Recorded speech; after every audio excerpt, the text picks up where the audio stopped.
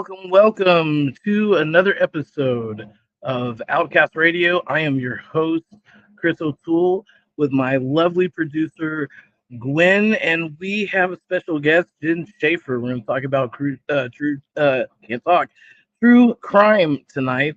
And I am so lucky for her to be on because a lot of people have been asking about her and want to hear more. So she is going to be on tonight.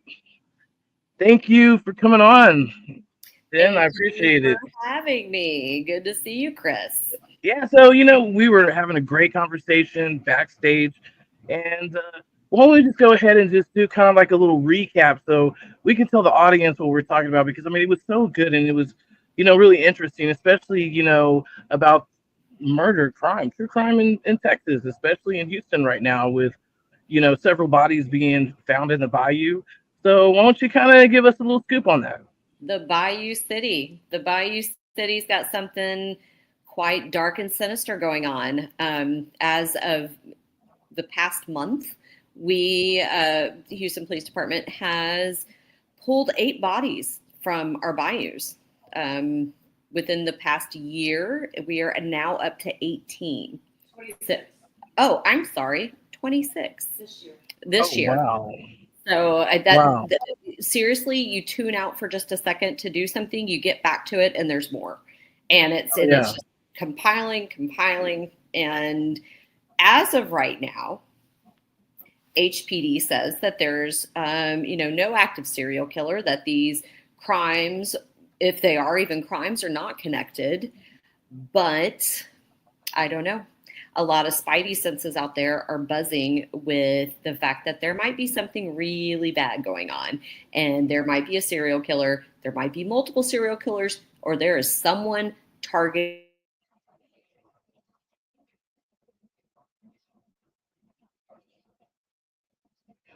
Got a little hang up there, Slack. She's gonna come back. ah, There you are.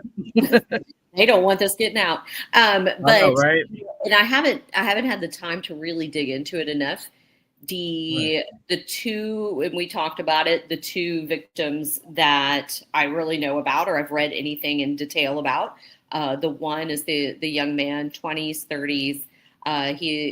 Either his sister or his cousin posted on Facebook. This guy is autistic. His body was recovered from a White Oak Bayou, I believe. Yes, yes. White Oak Bayou. They discovered him there. He had been back.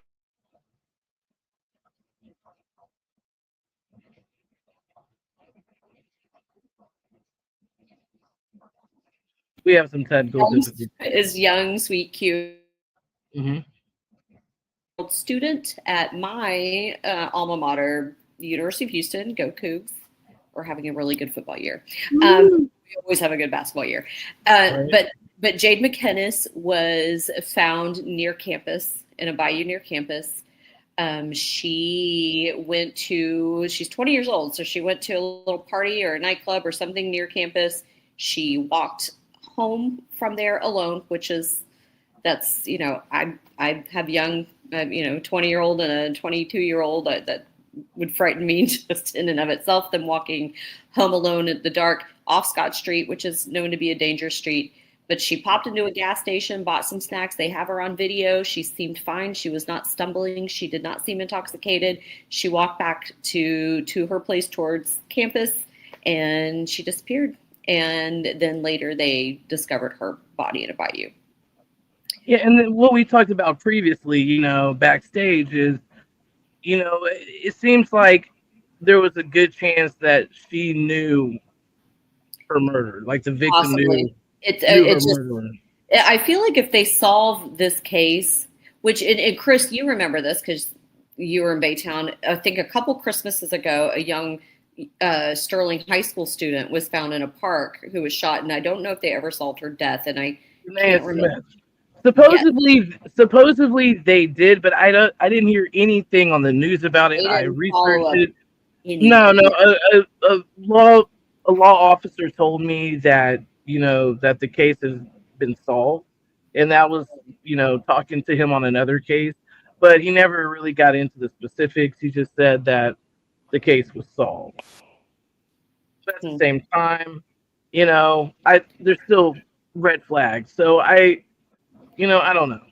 And I I just feel just like, think if they could go after this Jade McKenna's case, if they could solve hers, maybe that could lead to solving some of the other crimes. I feel like that's the one with the most to go on, just considering, she wasn't homeless. She's a student. She's a young woman. She's attractive. She's all these things, right? right. She's smart. She had her future ahead of her. I feel like that's just one where they could maybe get more intel. They can build a stronger victimology with her. They could, discover more. So if Right. they could solve that, then maybe they can solve some of the other cases. Because if you kind of look at where like the bayous are, especially like Buffalo Bayou, there's literally a club like suspended right over Buffalo Bayou. Yeah. You just go down, and I think that's where that crypt is, like underneath it. So supposedly a family crypt. But all of that there, anybody can just walk down Main Street. You know what I'm saying, and then walk close and then fall into the bayou. Where some of these people declared homeless that they found in the bayou. Were they living off the waves? Was it did they OD and just rolled in the bayou? These are like It things. just seems, here's the thing. And yes, some of them could be unrelated to any sort of foul play. They could have Right. been intoxicated. They could have been on something. They could have not known how to swim and fell into the water and drowned. I think, but we're talking 20. Thank you. Yes. I've got my producer / partner back there chiming in. Hey, Amy, how's it going? They said, "Hey, Amy." So, but we have a lot of people. That's a lot of people. And No, you're right. I'm not buying the apathy that's given out because they're homeless either. Because even if they're, there could be a possible serial killer, or we talked about maybe groups of people, something going on where they're targeting the homeless. That's not cool. We should protect all of our citizens. And I get downtown sketchy. I was in the cast unit for, for Harris County, and that's a part of our community supervision.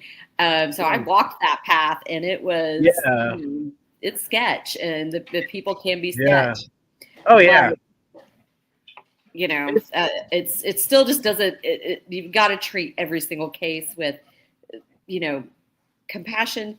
You got to give them dignity, and you need to give the families some closure. So. No, absolutely, absolutely.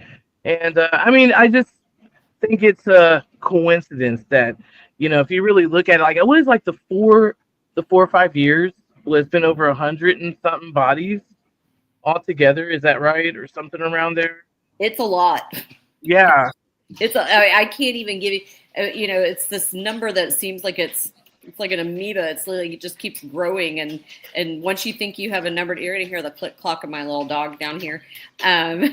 But you're, that number just keeps growing, and I hear a new number every day. And I blink, and like I said, I was like, oh, I think we're at like 18. No, we're at 26. Right. And so just keeping up with it, and I understand. I really do have some empathy with our police force and our homicide investigative forces that are out there trying to get these things done. Their resources are limited. They've got, they don't have as much, man and woman power as they need. I get that. But at the same time, our mayor, he needs to say, like, hey, all I'm hearing is it's not a serial killer. It's not connected. It's not this. It's not that. Well, hold on now. We don't know that it's not. So don't insult people by just kind of, jumping into just kind of skirting it away and just hiding it away. There's no hiding this. Like, this needs to be addressed, no matter what's happening. If you really kind of like look at the history of like serial killers, in cities like Houston is number 2 for serial killers, because we have a scarce area to discard a body, which may never be found. We have wildlife that will take care of the evidence, most of it, especially wild hogs. Yeah. We got, then out where I grew up in Baytown, Chambers County. Yeah. We got those swampy marshes out there, and we've still got gators, and we've got, I mean, it's, Yeah. that's the Debbie and Sandy case. I mean, they put their bodies out there for a reason. This is, if you're a serial killer, if you're a killer in general, and you need to hide a body, Houston is an optimal place to do that. Oh yeah, most definitely, most definitely. And it's just too coincidental how all this is happening, unless it is a magnet. Unless that location is just a magnet for murder, a magnet for people starting bodies. My thing is, it's like, if you want to discard bodies in Buffalo Bayou and in the bayous, then that means you want to be found. You want to make a statement. Very brazen. Yeah, it's very blatant. Yeah. Like, it's, here you go. Yeah. And if they're finding them like this, like, they're not hard to find. And that's how audacious. I mean, like, let me just, they didn't even go to any effort. I mean, even, we can chart, killings in Houston, surrounding areas. I mean, the Texas killing fields, Calder Road, we talked about it. Right. They just put those bodies out there, and then they were stumbled upon later. That was in the 1980s. Debbie and Sandy in Baytown, that was in the 80s. The case that I'll be on Hulu about the Mary Stiles case, she was left out in the elements because Houston, does the job of hiding the bodies for you because of our elements, because of our humidity, because of our heat, because of the animals and insects and everything. And it's just, and then we could be a dangerous area, No, definitely. Like when I drove for Uber, like part-time, and I would work at night, I think I saw like the most like darkest of places in Houston. Houston is, look, I love Houston. Houston's my hometown. I just don't, it's dangerous. Okay. Houston is dangerous. You know what? If somebody is doing some road rage, just let them go.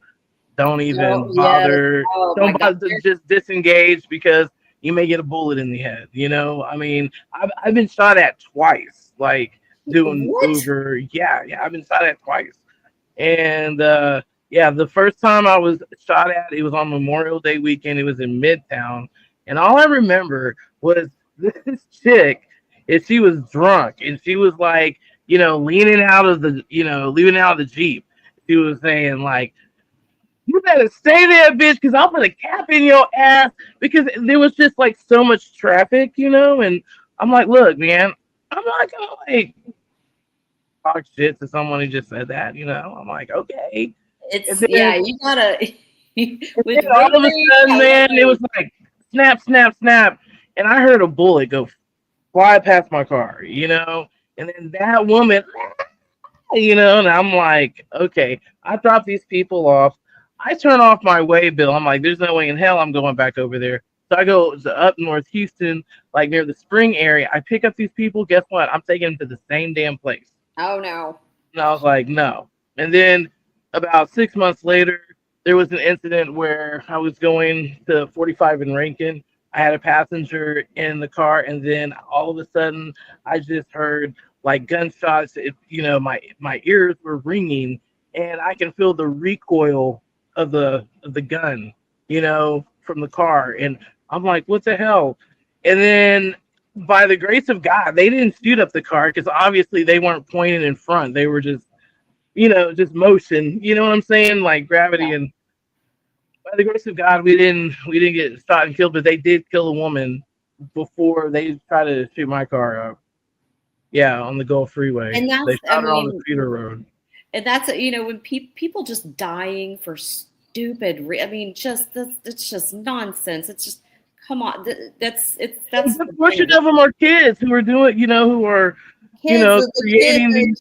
From the UV, or I'm sorry, I think it was the Houston Texans game or Astros game. They were coming back on 610, and there was some road rage. 16-year-old kid shot and killed for what? It's just stupid.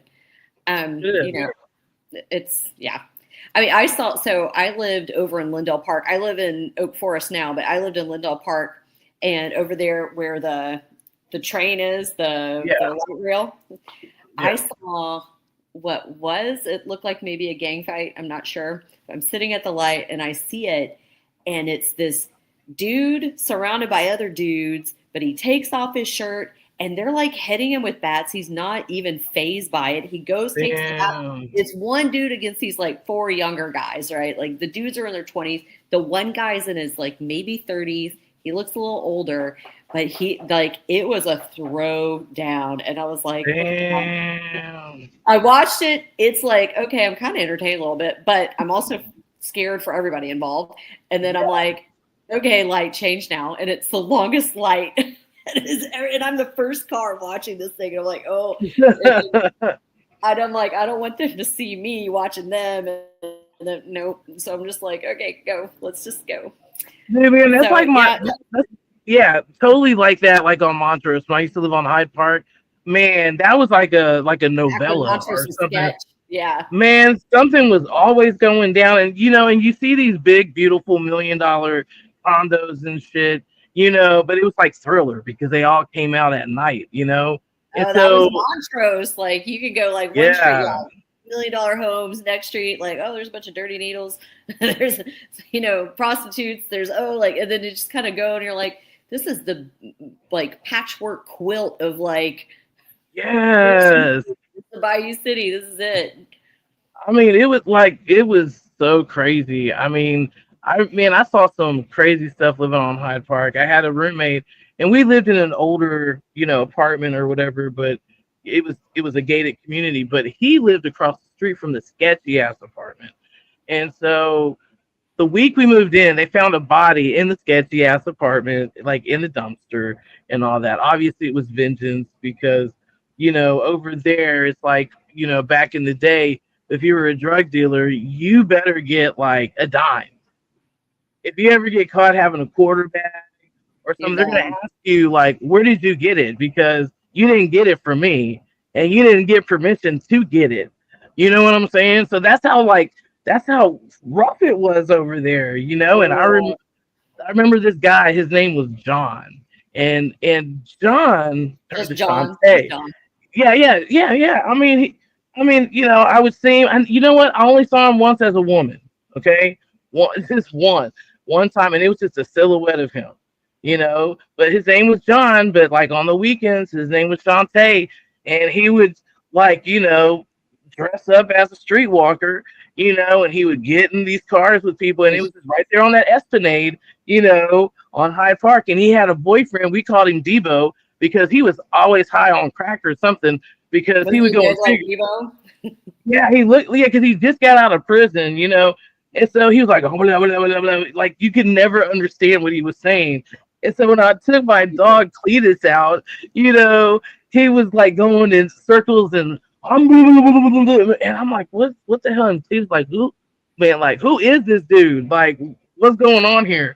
So yeah, and then I remember waking up in the morning, taking Cletus out to get ready, and there's like blood everywhere. There's just like a trail of blood going down the sidewalk, and it's on the side of the pebble wall.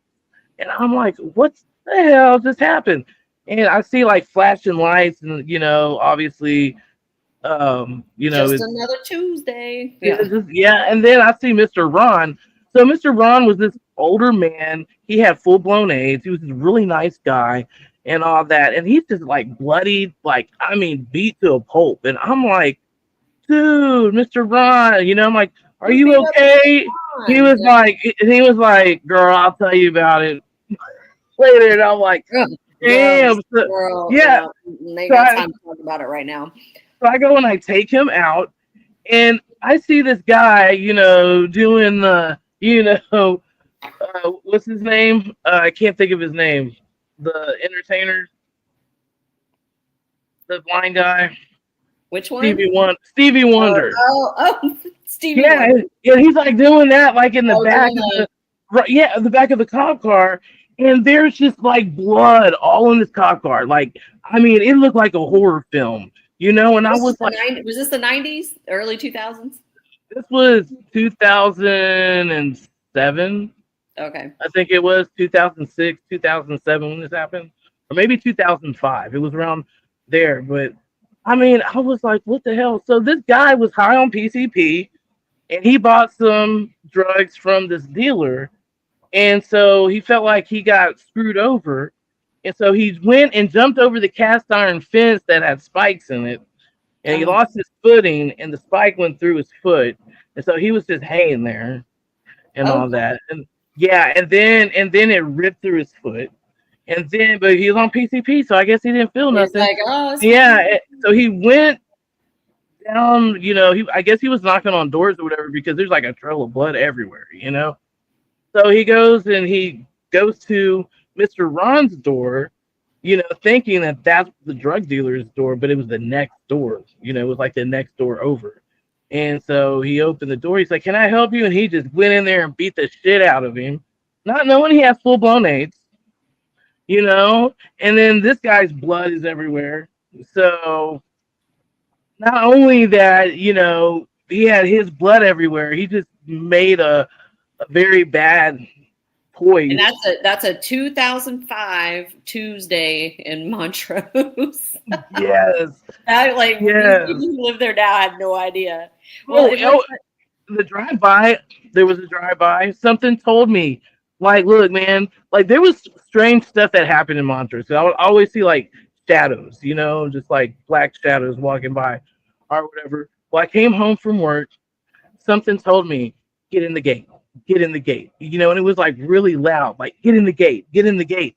So I go and I get into the gate, and right when I did that, because I saw a car going the opposite direction, it was a drive-by. They went and shot up the apartments next to me, and then like shot my car and shot some other stuff. Yeah, yeah. And I mean, if I was there, I would have probably gotten shot.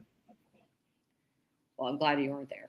Yeah, I'm glad I wasn't there either. Like, that would suck for Well, I me. mean, so talking about Montrose, and it's funny because right now I'm working on season 3 of my podcast, and we are doing, or I'm doing Dean Coral Yeah. and the Candyman. So for people who don't know who that is, and if you're from Houston, shame on you. But Dean Coral is basically the John Wayne Gacy of Houston. I can call him the Yes. John Wayne Gacy of Houston. He, with 2 accomplices, possibly more, killed 29 boys and young men between 1970 and 1973. Now, Montrose has a lot to do with this. I've done some digging, and the first few episodes of my podcast just kind of sum up, what happened, how he stopped doing what he was doing first, because the story kind of begins with an end. It ends with his death, but then we go in, we learn about these boys and these young men that he killed. We learn about the kids that worked with him. He recruited 2 teenagers to work with him to do this. We learn a little bit about him and his background, but then there's this part of this with theories that abounded that and continue to grow. Really, the more people look into it, that Dean Coral was a part of a syndicate, so a part of a group of sex traffickers. Yes. Were doing this in the 1970s, and that John Wayne Gacy was actually connected to this syndicate as well. So I went on that, and I was like, okay, let me dig into this, and let me see Right. what has legs. And it's gone pretty deep, and it's a lot. And Yeah. I'm on the side of there's something going on, and it's and Chris, we talked about it, and we talked Yeah. about Yeah. there Yeah. might be bodies of boys that have not. And I've talked to Dr. Sharon Derrick, who was the forensic anthropologist on the case. She actually identified 11 of the remains that were not identified, because a Yeah. lot of these boys were found buried in a boat shed, and buried on a beach, and buried Right. out Yeah. by Lake Sam Rayburn. So they had this arduous task of figuring out what bodies belong to who, and who these boys are. But Right. she solved 11 of them. But she thinks that there are more bodies definitely out on High Island, and that, I feel like we should go out there. Mark Oh Scott yeah. is one of them. Mark Scott is one of them. And there's another couple victims. There's victims that, there were a lot of missing boys during this time. If you think of the syndicate that was happening, if you're following the same theory I'm following, there's a lot of boys that went missing. There was a documentary that was filmed in 1981. It was aired on ABC called Boys for Sale. These two documentary, they were young dudes that worked for ABC, these two guys in their 20s. They took the equipment, they went out on Montrose, and they met with these boys. And they said, hey, tell me your story. What's going on? And they uncovered that there was a syndicate, there was a sex trafficking ring that was happening in Houston in the 1970s, 1980s. And I definitely believe that. Yeah. And you could find this documentary on YouTube. It's there, and it features a young Mark McKinnon, who is a journalist. He's been on The Circus, the political docuseries that came out for a while, I think on HBO. Features a very young him, and it features a young Dr. Tom Philpott, who was a professor at University of Texas. And what is this called again?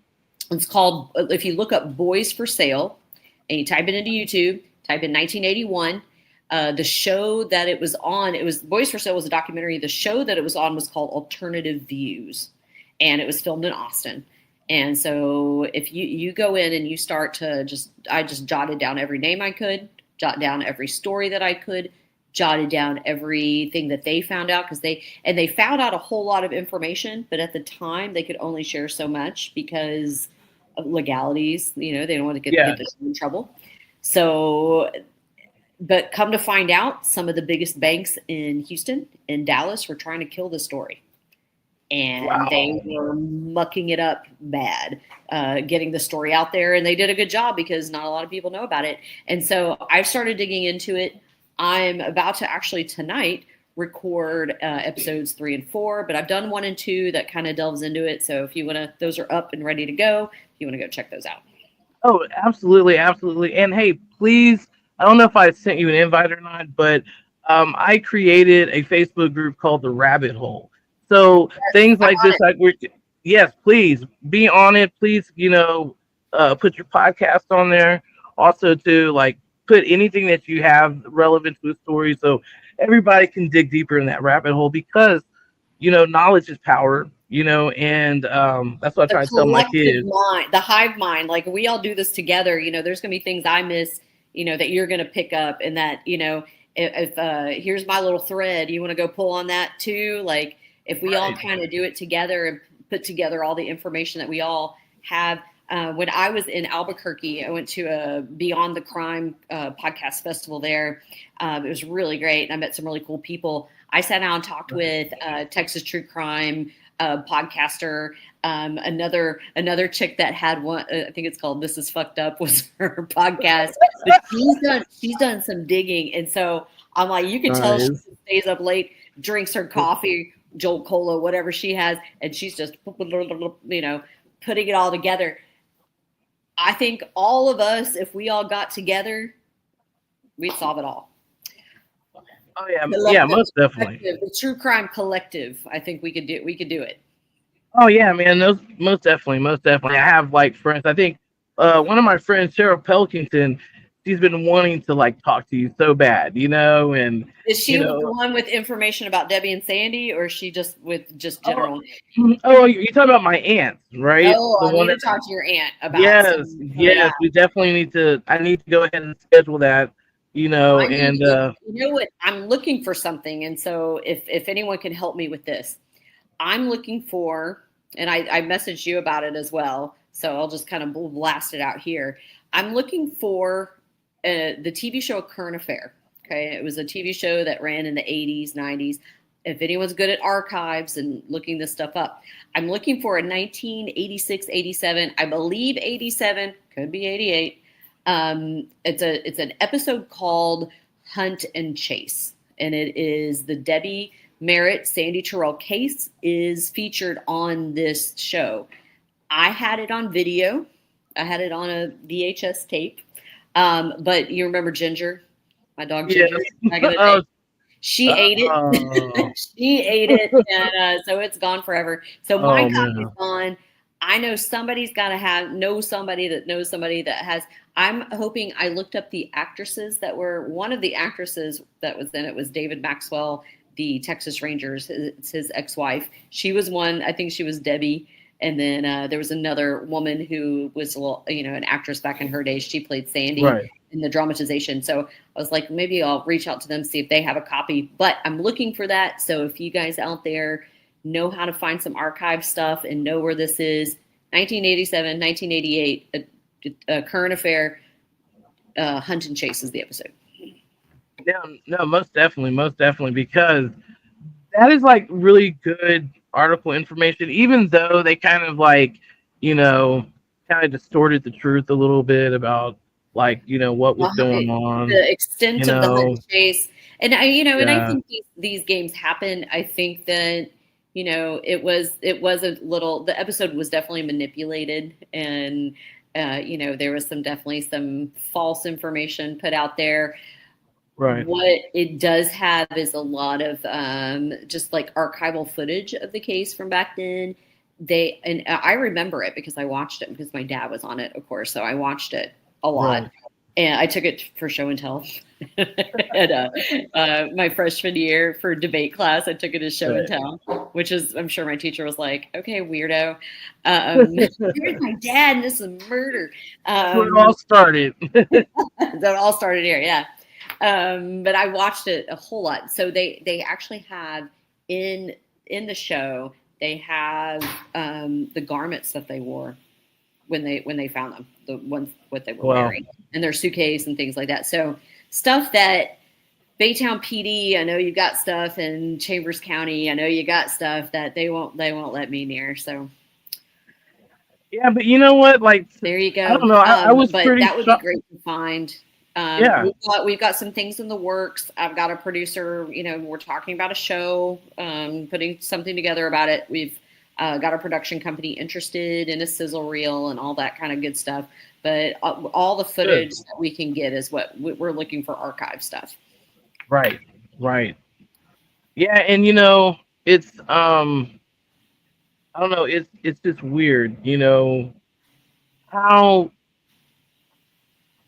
evidence can be overlooked. You know what I'm saying? If there wasn't anyone important involved, right? In the disappearance, right? I'm sorry. Go ahead. Well, I think we're what we know now, right? So we've read a lot. True crime has come a long way from where it was back then, and I think that for me, when I did the Debbie and Sandy case, and I'm still working on it because I'm working on a book to get it all really compiled together. But I just want it to be right, so I haven't put it out there, and I've got people interested in publishing it. I just want to make sure that it's right. I don't want to mess up anyone's life if I'm wrong. I mean, I see it as a very heavy responsibility, so I'm just not going to be willy-nilly about it. Podcast, that's a different animal. I can say whatever I want. I've got theories, I've got things, but if you write it down in a book, and I want to make sure, everything's checked. So, but looking at the whole picture, right? Looking at the environment, looking at what was going on around it, looking at, they're so just focused on here's the crime, but all the context of it, it's like they forgot. And, the devil truly is in the details. So this is kind of what I'm doing with Dean Quarles. I'm like, okay, the boys went to this evangelistic temple. I want to find out who worked there, who knew everything that was going on at that time, on that date that they disappeared, what was near there, what was going on near there. Yeah, come to find out that the bowling alley that two of the other victims disappeared from was right down the street, half a mile away. You know what I mean? So it's and realizing with the Dean Quarles case in particular, we can even say that somewhat with the Debbie and Sandy case, is that we're going on stories that aren't necessarily fact, right? Right. Like with Dean Quarles, the stories that we know about everything were told to them by Elmer Wayne Henley Jr. and David Brooks, the two teenage accomplices. Right.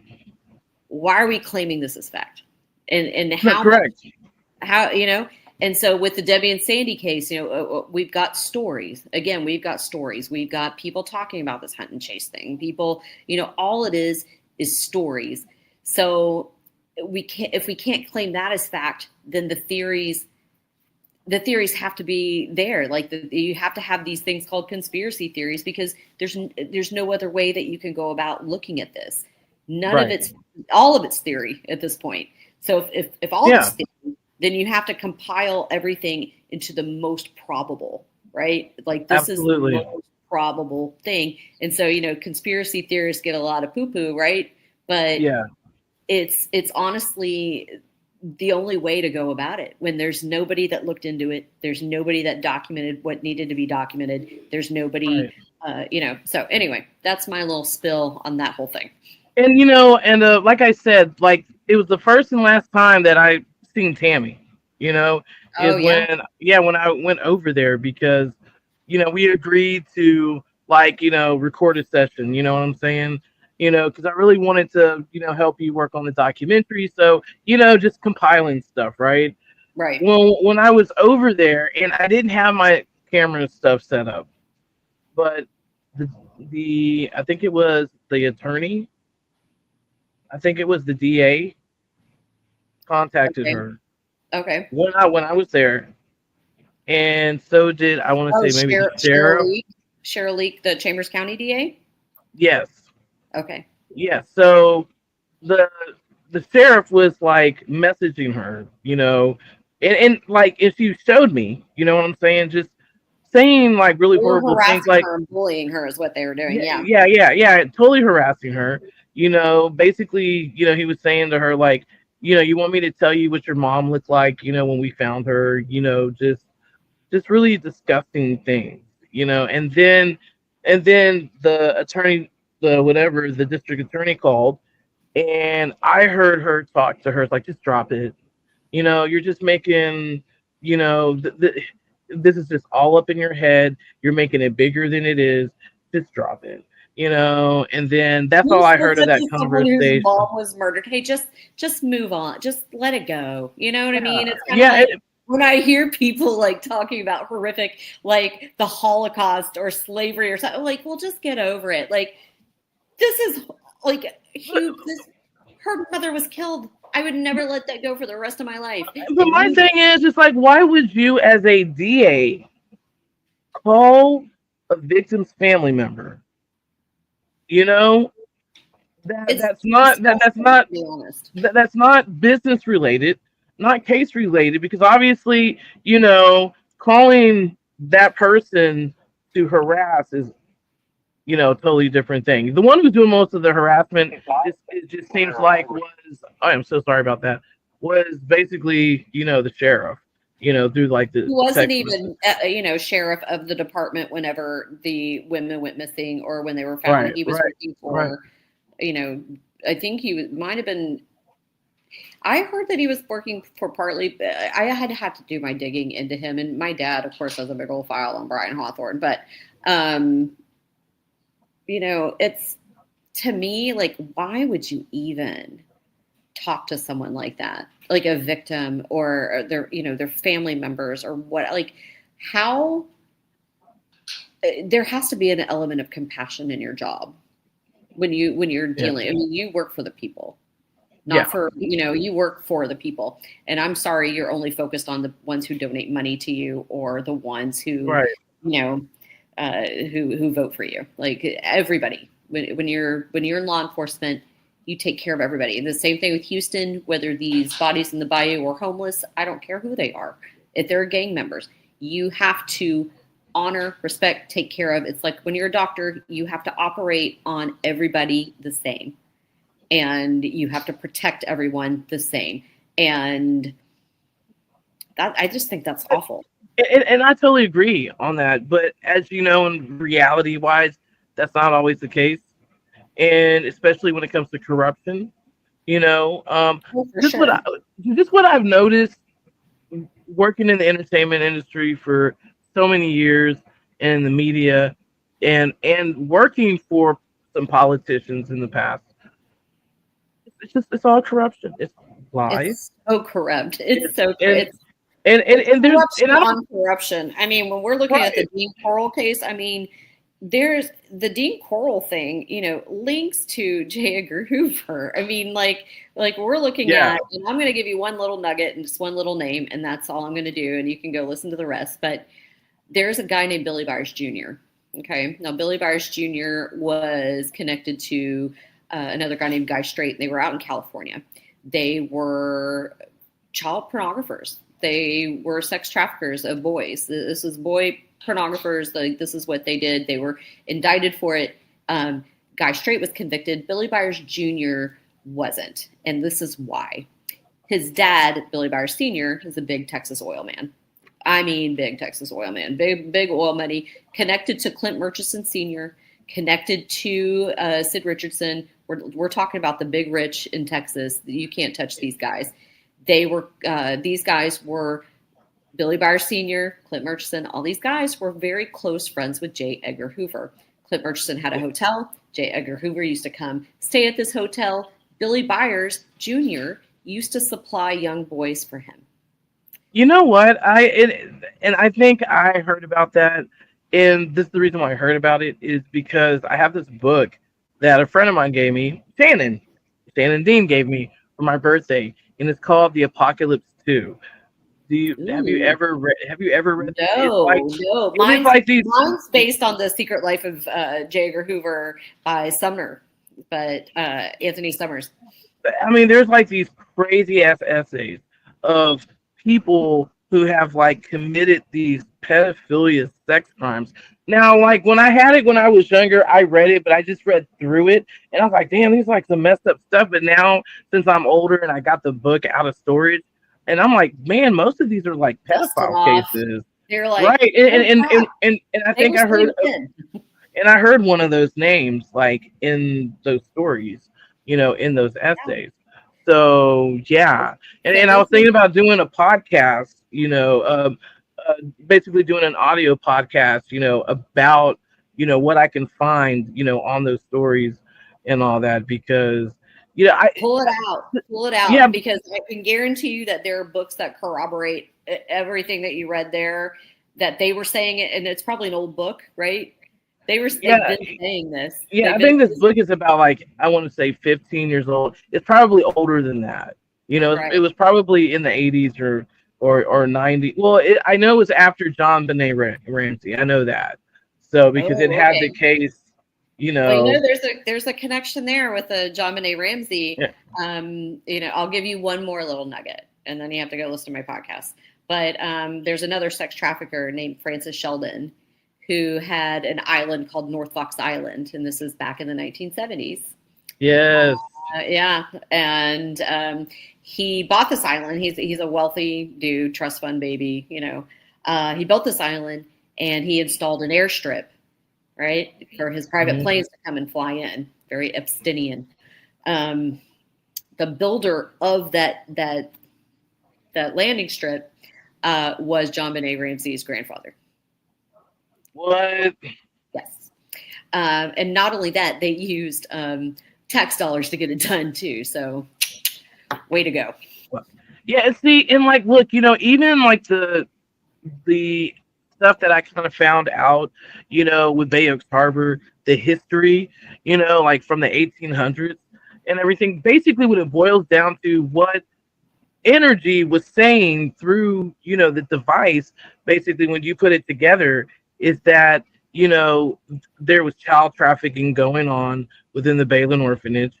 Not only that, they were hanging children, they were killing children, they were. I want to know more about that.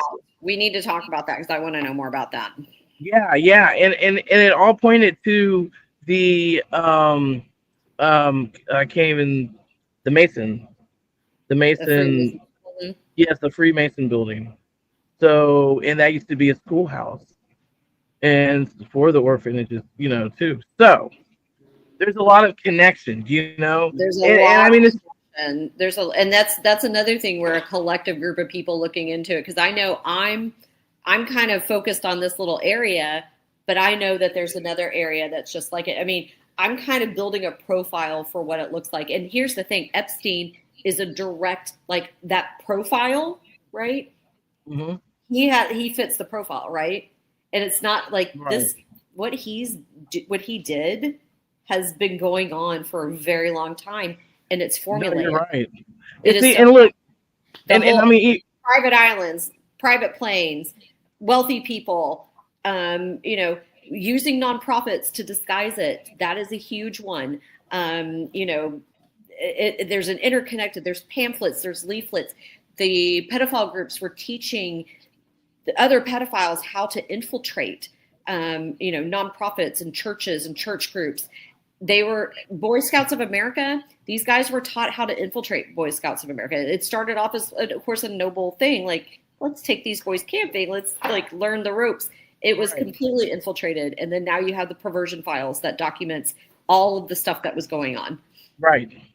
And I mean, if you really look at it too, it's just like child trafficking and all this shit has been going on for centuries. You know what I'm saying? I mean, when I looked it's been there with the world's oldest profession, if you will. Like, they've been doing it with kids, like they were doing it with women and Native Americans. They were the most affected. Yeah, here in the United States, having these Christian boarding schools, which I'm actually working on a story right now. About that, like a documentary. Yeah. I mean, it's been around, and the thing is okay, so I had a friend, and he passed away, and I remember he was telling me about his family being in some type of dark thing. They were Ukrainian, and he told me that, or I found out later, that they were Satanists, that they practiced some ritualistic stuff. He had attachments to him, but there were things that I guess his family did that was far more worse, and I think that would probably be like human sacrificing and so forth. But one thing that got me is that he would talk about the bond, and when he would talk about the bond, I would hear through ICE. The ICT is like the demonic name Baal, and so it seems like there's this cult or whatever that is associated with Baal, and supposedly they do these type of sacrifices. They'll sacrifice something, because blood. Did you read Maury Terry's stuff? The journalist Maury Terry? No. But hold on one second, because this is the weird thing. This woman who claims to be Epstein's niece? No, I don't think so. Okay, so she claims to be that she's Jeffrey Epstein's niece, and that the whole family, they're Jewish, but they live a double life, and they're Satanists, and they're in the I guess the cult of Baal, and then she said it's the bond, and my friend was saying the bond, and when he would say it, his voice would change, and I just that was just a flag, there's no indication saying that they're, yeah, no, it's like you kind of check mark it and it starts to register more. Yeah. Right. And I'm not saying that she's not. I mean, it could be a pure coincidence, Right. But I just thought it was odd that she said those things. And here I interviewed someone 4 years ago who kind of said something similar, And so, yeah, that just kind of put a red flag. Was there that possibility that Jeffrey Epstein's family is tied to some type of cultural realistic, there's a lot of theories. There's a lot of theories that a lot of high up people were. I mean, I try not to be a conspiracy theorist. I really try not to. Far-reaching one, and that's why when going back to Maury Terry, he's the one that links that he says David Berkowitz, the son of Sam, was not the only son of Sam. Which when you watch that documentary or that docuseries, you kind of like, he's onto something. And he was, he was kind of, you had the satanic panic in the 80s. And I do think a big portion of it was BS, but I think a big portion, you can't go hard one way or the other, right? So you can't like, oh, it's all real. Oh, it's all fake. Like, no, there is this gray area in the middle where no, there's, it's that whole adage of the devil, like convincing you, the biggest lie was convincing you that he didn't exist.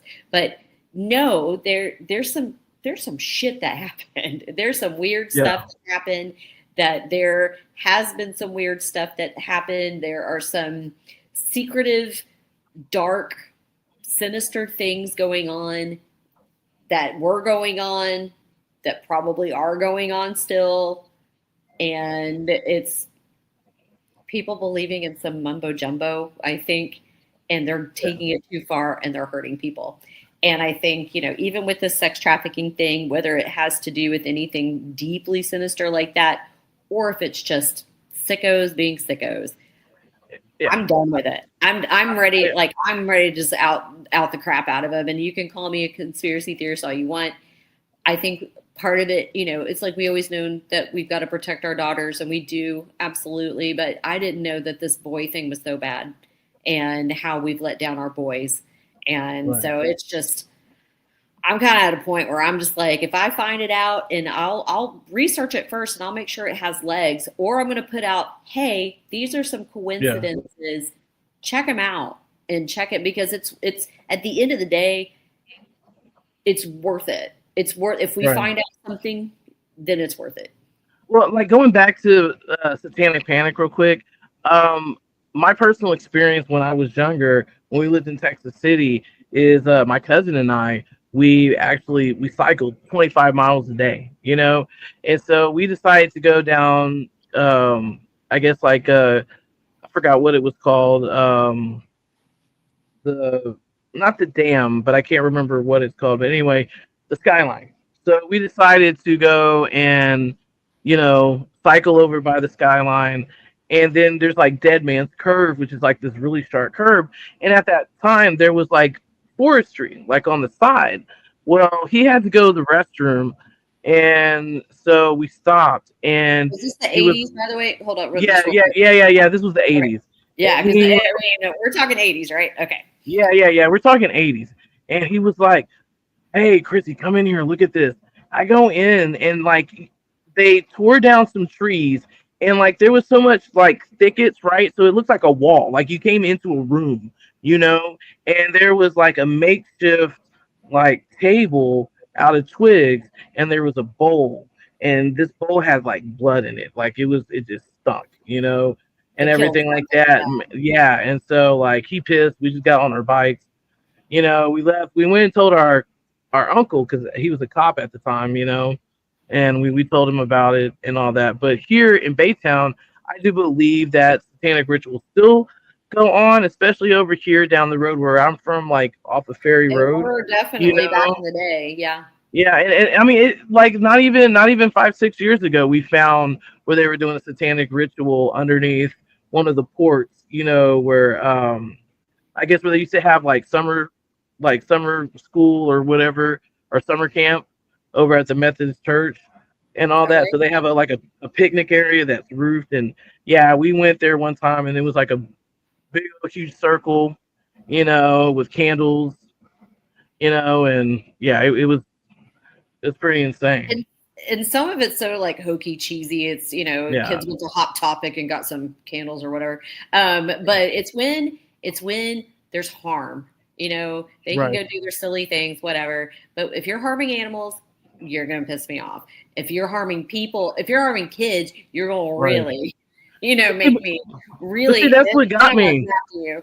But, I think in that, here's the thing. And I didn't know this. My friend Sheila told me, because her dad in 85, 86, he went out to like bar, he was probably in his 20s or 30s. But she said that rumors around the bars back then were that there was some sort of satanic thing with Debbie and Sandy. That was the rumor back then. And I mean, so if you look at 85, okay, 85 in Baytown, you got September, you've got Carolyn Hahn, little 11-year-old girl who was killed in her apartment complex. And then in October 31st, Halloween, you have Mary Stiles, and that's what I'm going to be on Hulu. Texas True Crime is the name of the show. Mary Stiles is the episode. You got Mary Stiles killed on Halloween, right? And, we know who killed each of these little girls, and it was different people. I still think that there's some things that weren't uncovered that should have been covered. There's an odd coincidence with the two cases. One, the girls, several coincidences, sorry. So you've got the girls' ages. They're the same exact age. They both lived in apartment complexes. One's in Montbellier, one's in Baytown. The oddest coincidence is that their fathers worked together. Not at and so when I first heard this, I figured, oh, their dads worked together at Exxon. Well, thousands of men and women work at Exxon. Yeah. No, they worked for a plumbing company, a plumbing and AC company that had like maybe 8 employees. Whoa. Yeah. It's called Young's Plumbing. Okay. So I know exactly weird. who you're talking about. And so these we actually used them a couple of times. Well, so the two dads of these girls, Gary Stiles, Mary's father, Carolyn Hahn's dad, Frank, I think his name is Frank Hahn, they both worked for them at the same time. Daughters are killed with like a little over a month of one another. They're the same age. They live in apartment complexes, and then here you go. Each of their deaths are attributed to completely different people. Wow. I kind of want to see the files. Now, my dad was an officer on each of these cases. He was the detective on each of these cases, as well as the Debbie and Sandy case. Right. So, I have to talk to him carefully about it. Like, I don't want to, stir up anything, but, right. And I don't want to give away what happened with these girls, because you can go watch the show and find that out. Absolutely. But all of it's fishy. All of it's fishy. And it's just everything's fishy about it. And that's just, to me, is just one thing. It seemed like it's like with the HBD thing and the Bayou bodies. It's like It was rushed off. Like when a coincidence is too strong, like a very strong coincidence, there's something more there. Whether it's mild, whether it's massive, there's something more there. And I feel like it was just kind of looked over. I don't know. Maybe I'm wrong. I don't know the evidence. I just know the story, and I've passed along the story. I did FOIA on it just to see if I could get anything, but because they were children, of course, those are sealed. And especially with the Mary Stiles one, because of who was convicted of her murder, that's a whole other thing too. So, well, thank you, Jen, for being on tonight. I greatly appreciate it. And I know we can talk forever. I know, right? Because this is like good information. But you know what, Jen?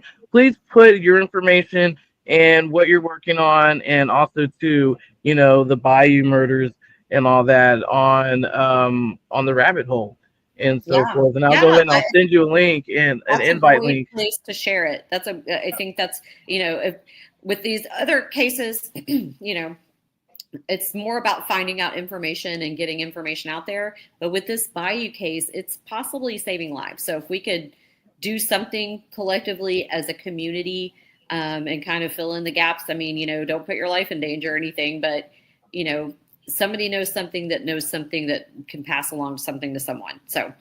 No, absolutely. I love always having you on. It's always been great for you to come on. I love your stories.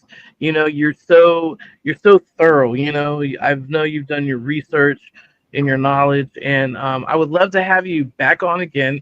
Hey, is your episode already on? Because I was trying to look for it. No, so on Hulu it'll drop the 21st. So, and I know they'll be doing for November, right? For October. So, October? Okay. What's today? Okay. The 19th, 18th? Yes, it's the 18th.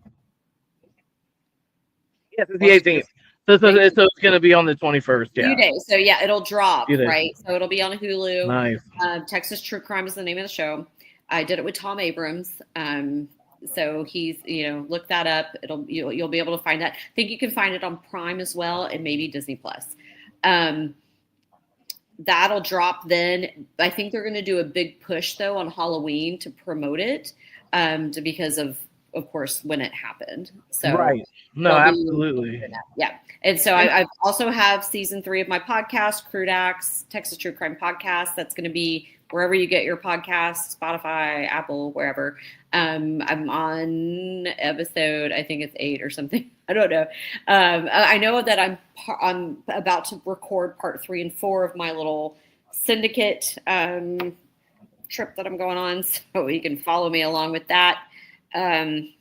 We're working in development with that as well, bringing that to television, as well as the Debbie and Sandy case. And I'm also compiling all of it to put in a book that I'm going to release. So it's tentatively titled The Candyman and the Syndicate. So look out for that. Right. That hopefully I'll have that done in a couple months, probably. Yeah. Nice. And also too, on the Rabbit Hole, I will have Boys for Sale. I will have that documentary on so people can watch it too as well. And please invite your friends and all that to it, because I want people to put in their knowledge. I want this to be, something educational for people. People have any, information, that's credible to, helping people, finding someone, solving, murders. Helping people, easing pain, telling stories that need to be told, honoring victims and honoring their families. That's just what it's all about. Absolutely. And there are some documentaries that will be posted, like true crime as well, off of YouTube, so people can have knowledge, who are crime buffs, who love, true crime and, paranormal stuff. Please, join the Rabbit Hole. You won't regret it. We can all talk and get along and, have a coat. Get lost in it. Get lost all up in it. So thank you so much. And I'm waiting for the producer to pop in. I don't know where she's at. She's backstage somewhere. There she is. She's a genie. Genie and a bag. Hey, what's up, Gwen? Oh, okay, so sorry. Always grilling. I'm here. Great show, guys. I wasn't planning on popping in. So. No. It's cool. It's been like really good. Man, Jen's always good, man. I love having her on. She's just so effervescent and she's so creative, and I love to talk. I love it. But you do so well. You're yes, awesome. You're great. So we enjoy it very much. Man, and look, Jen, I've known you for close to 27 years. It's been that long. Oh my God. And we're still only 23. That's weird. I know, right? And it's just like when I look at you now, it's like, damn, you look more like your mom. Like, I know, right? Because I look like my dad a lot for like a long time. Yes. With the graying and like my white's coming out more, Yeah. Hey, look, I'm starting to get gray hair. I can't believe it. Oh, it's happening. I'm just kind of like deciding, like, what do I do with it? Do I just let it grow and go and grow, or do I cover it, keep covering it? And I'm like, I could save a lot of money if I just let it go. Yeah. So yeah, no, my mom. I put in blue contacts not that long ago, and I was like, oh my God, I look like my mom so much. Oh man, how is your mom anyway? Oh, she's good. She's good. Is she still practicing, or is she retired already? She works for DaVita as a social worker for DaVita. Oh, okay. She's never going to retire. She doesn't want to retire. But luckily, now she's going on vacations at least. She just went to Turkey, and she's wanting to, it was like Turkey and Greece, and so she had a fun time with that. She really, though, and this is interesting, they were going to go to Israel initially. Oh, really? And this was before all the shit went down. Literally, like it was last Christmas, like before all the stuff went down.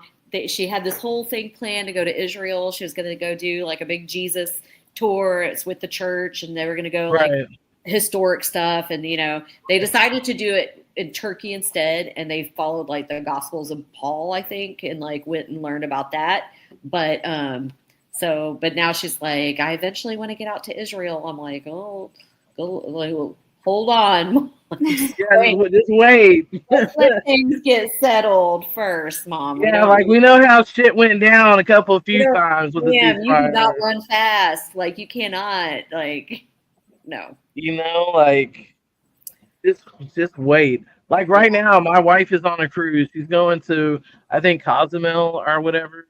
Oh yeah, I know the Cozumel cruise. I've been on that a couple times. Yeah. Look, man, okay, I love water. Okay, I'm just like, when I think about being on a ship, okay, with a whole bunch of people, like a whole bunch of people, and you're out in the middle of nowhere. I don't know. Did you see the documentary about the one that got the poop cruise, where they got the like? I've heard of that. I was like, nope. Dude, that made me have a virus right there. I was like, oh damn, I gotta go to the restroom like that. I'm about to lose 10 pounds, but I don't know. Oh my goodness. Ooh, I mean, like, you know what? It's probably nice. I just like that's not my thing. Like, I don't want to go on a cruise unless it's in Alaska. Go on a cruise to Alaska. I want to go on those. I would love to do an Alaska one. They're a little more expensive, I know, but I mean, just to see the whales and the things, like just I think it'd be really cool. I'd like that. No, and really I have these friends, and they, you know, they're a couple. They do. They did one around Iceland. Oh wow! Oh which wow! was really cool. And I think they just went on one that was. They'll do the ones like the river tours in Europe, where you know those are supposed to be like super posh and nice and everything. So maybe one day, like retirement, when I'm retired, like they are, like I can go do something like that. Man. I don't know, man. That. Shit, man. When it comes to retirement, man, you gotta have a decent ass job just to retire. You know what I'm saying? Like, our generation, forget it. We're gonna be working till like, we're all fucked. We're all gonna be like, "Hi, welcome to Walmart. We're Gen X. Come in." What's your with Gen X? There's only two ways to go. Neither, you know, you just work hard and become your own employer, or you're gonna have to go somewhere where you know you can get work. I mean, it's sad. You know, I remember when it was just easy to get jobs. You know, now it's like it's hard to do that. A job with benefits and a pension, and then when you retire, I mean that is, you know, the best place is Harris County. My friend has worked for Harris County Community Supervision, and she's close to retirement now, and her retirement's badass. Like, but you know, while you're working there, you know, you're not paid a whole lot, like, you know, but the best part of it was the retirement. But you don't see that anymore. You just don't see that the same way. No. Well, no, I mean, because we're just screwed. We're screwed because I mean, going to be. Yep. Our checks and balances for our government is just not okay. You know, I mean, there's a repeat. Okay, our entire lifetime. I mean, I'm, you know, what, we're both pushing 50, right? Like, we've never had it. Yeah, but I mean, at the same time, we can't just make it worse. I mean, look, supposedly the tariffs that are being brought in, it's good for it's good for, you know, it's good for America. It's good for this. No, it's good for the rich who are getting a piece of that.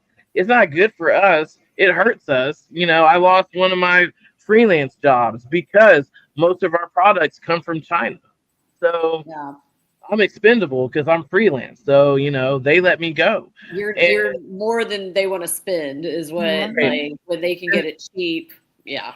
And then I have a friend who owns like a really well-respected processing company who makes like mics and all that, condenser mics and shit, you know, for studios and everything. And I mean, like, well-known artists used her stuff, and she was forced to sell because she had to everything 100% comes from China, like all her components, you know, for the processors, you know, for the mics and everything. And so in order for her employees to keep their jobs, she was forced to sell and retire early. You know, and when you hear forced retirement, you're like, I mean, we're living in a day and age like someone's wanting to work and you're forcing them to retire. Like, you know, I had to retire because of an injury. And I will tell you, I went from working in the hospital, then I was a paramedic for years. I got injured, and then I had to retire. And now with certain things, I can't go work a 9-to-5 job because my body just won't let me. But it sucks having to retire either way. And having an injury or an illness or anything, you know, you know, when you hit our age, your joints are like, I'm not doing that anymore. You know, I work at a wine bar at nights, and just opening a wine bottle at this point, I'm like, my elbow is just my whole arm's gonna fall off it eventually. But like you your joints are like, I'm not doing that. I'm not doing it. You could want to do it all you want, but I'm not doing that. And it's just like, man, and the limitations of your body, it's just a real thing. Yeah, I mean, look, it's not for the weak. I'm telling you. I think I would have been okay. And, you know, a little bit more years on me if I didn't take that damn Moderna shot. That's what fucked me up, was the Moderna shot. You know what? I have to do think like the correlation of after I took Moderna too. And I haven't had any sort of, I had to take it because of travel. Like you had to, like that, like we were going, we had a thing where I think we were going to Cabo, and I had to get it before we could go. Like you couldn't take your flight. And I'm like, I don't really want to do this, but okay, whatever. And I mean, if I start to kind of joint my, like kind of combine like my joint pain and with that, there probably is definitely, you know, a correlation there. Well, I have a question. Have you guys ever heard? I can't remember which shot I had, but ever since then, I have a lot of eye issues. One day I can see. Now, I wear glasses, but I mostly have to have them for reading, or like on the screen, you know, that kind. Have you ever heard of anybody have eye issues? Yeah. Have a what issue? Eye issues, because one day I can see pretty decent for me. Then the next day I can barely. I mean, it's weird. It just kind of. It's day to day. And my eye doctor says, oh, everything's fine. And I'm like, well, there's one thing that I know. I know people that's had issues, but I don't know about eye issues. And I'm just. So, I don't know if it's from the Moderna or not. Everything's connected. Yeah. Yeah, it is. I don't know if it's from the Moderna shot or not, but the doctor, when I went to the eye doctor, he was concerned because my left eye got worse. And so he was like, okay, well, because they put me on, was it prednisone or whatever, prednisone, and it will mess up your eyesight for a little bit, but supposedly when you get off of it, your eyesight goes back to normal or whatever. And so my eyesight never really did go back to normal, my left eye. It's hard when you hit our age bracket because stuff does start to fall apart, but you wonder though. Has it been made worse? Like, has it escalated because of, I mean, we're the generation of all the vaccines when we were kids. Yep. We are the generation of antibiotics being prescribed like it was it's candy. I mean, it tastes like candy. We were drinking that pink stuff. Yeah. You know, I'd like sneak in there and get a little more. Give me a shot. Like we are the over medicated generation of like 70s, 80s kids that we were poked and prodded and prescribed stuff. I mean, I was prescribed Vicodin for tonsillitis. You know what I mean? Like they were over prescribing everything. And to get Vicodin now is like pulling a teeth out, man. Dude, your arm can fall off or get it, and they don't. Oh, take some ibuprofen. It'd be okay. Oh yeah, no, I had here's some Tylenol. Tylenol 3, and I'm like, when I hear my other friend, my sorority sister, she's like, "You didn't get morphine?" I'm like, "You didn't get morphine?" No, I don't have that kind of insurance, obviously. But like no, they say like, "Here you go, take your Advil. You can alternate Advil and Tylenol," and I'm like. That sounds like a lot of pills to take. And there are people like me who are sensitive to a lot of medications, which I blame on having them all those years. I can't even take Benadryl, which is who can't take Benadryl? I can't. I can only take Tylenol. I can't even take Advil. I can't take Tylenol. Benadryl is sleepy time. Like I need to take it at like 8 p.m. to get up at a decent hour because it gives me leg cramps so bad that we thought I had an aneurysm in my leg. We did. Wow. We did. And we couldn't figure out why because now I've had restless leg. I want to say in the past couple years, and I've never had it before. I mean, like when you're a little kid, I had like shin splints and growing pains in my legs, which I always thought was crap because I'm so short. I'm like, why do I have all those growing pains then? But more and more restless leg syndrome, like every year it seems to get worse. And if I take I think a melatonin will give me restless leg. I think any sort of PM medicine will give me restless leg. Benadryl will give me restless leg. Yeah. See, we're having, well, you guys, I mean, I know we love talking, but I'm going to at least cut the, play my commercials and get us off of here. And you guys can talk. I'm going to go. I'm getting my master's now. So I've got a test I need to get ready for. So, all right. Hey, congratulations. Say good night, you guys. So, let me know whenever you want to do this again. It's fun. Bye. Thank you so much. All right. Yes, all right, absolutely. Good night, everybody.